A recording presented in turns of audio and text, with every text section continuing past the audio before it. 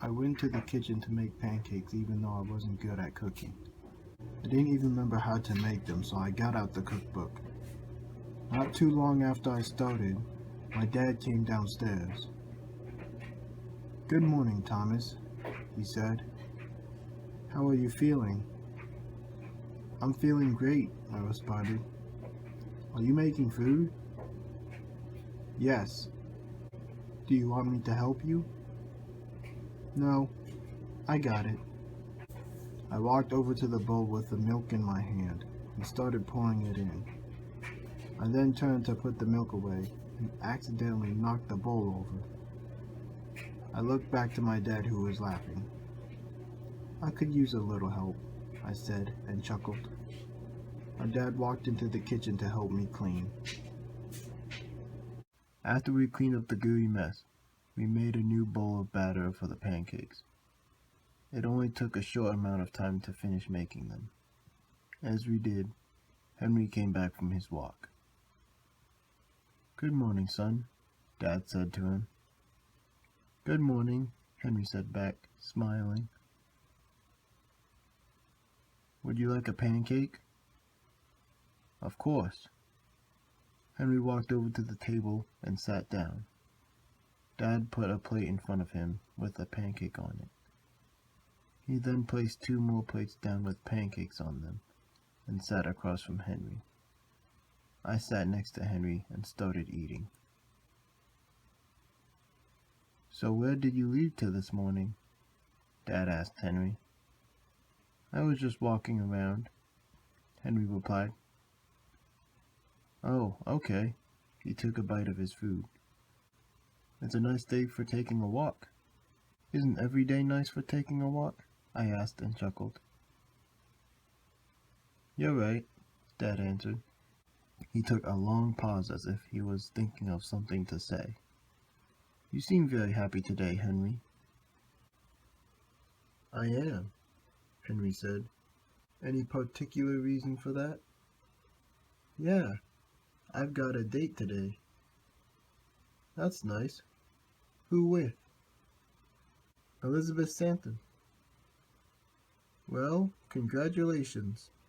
I hope it goes well for both of you." "Thanks, Dad." They both smiled at each other. Our dad had just finished his food, so he put his plate and fork in the sink. "I'm going to walk now. I'll see you kids later." "Bye, Dad," Henry and I both said as our dad walked out. Henry and I finished eating a few minutes after our dad left the house. Henry took my plate into the kitchen with his. "Thanks, Henry," I said. "Now I'm going to the basement to work on my project. I feel like I might actually make some progress today." "Okay," Henry responded as he started washing the dishes. "Good luck with that." "Thanks." I walked down the basement stairs. I somehow lost my balance and fell off the last step. I didn't hurt myself, though. The first thing I did was change the light bulbs. I then started examining the work I had already done. After a few minutes, I had realized a possible solution to make my device work. I quickly got started tweaking my device to make it match the idea I had for it. It didn't take very long. Only about an hour went by before I finished the redesign. I wanted to test my new product, but that's when I finally realized I didn't have anything to test it on. I felt slightly disappointed, so I went to take a walk outside. I took a deep breath of the fresh air. It got rid of all the disappointment I was feeling. I saw that there were a lot of people outside today. They were either sitting on their porch or walking around like I was.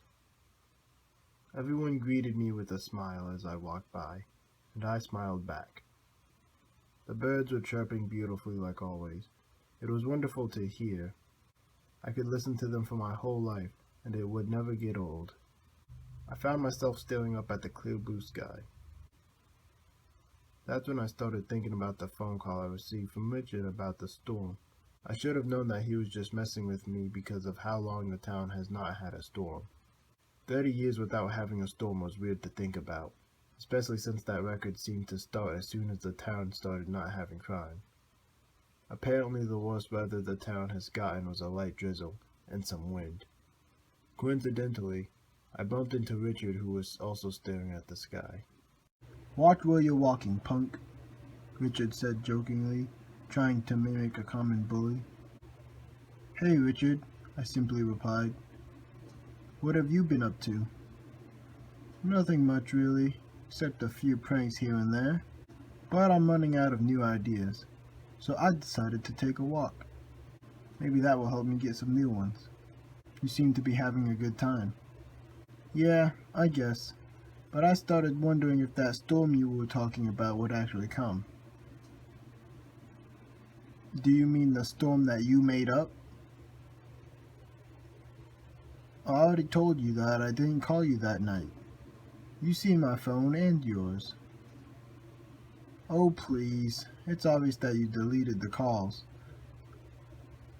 I'm not sure when you got my phone, but I know you did it."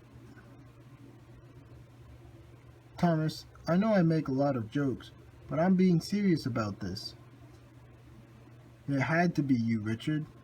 How else would you explain me hearing your voice during the call?" "I don't know. Maybe a prank caller good at impressions." He seemed to be getting upset with me. Just then, Richard's phone started ringing.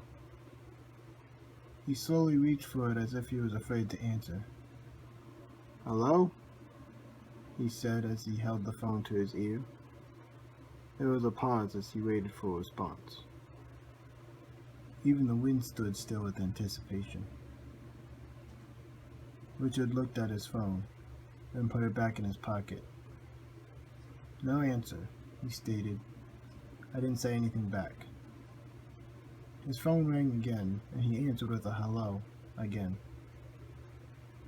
There was another pause, but it seemed like he could actually hear someone on the other end.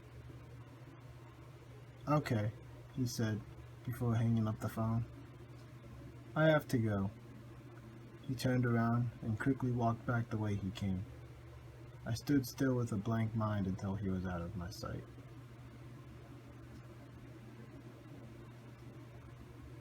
I walked back to my house slowly while I stared at the ground.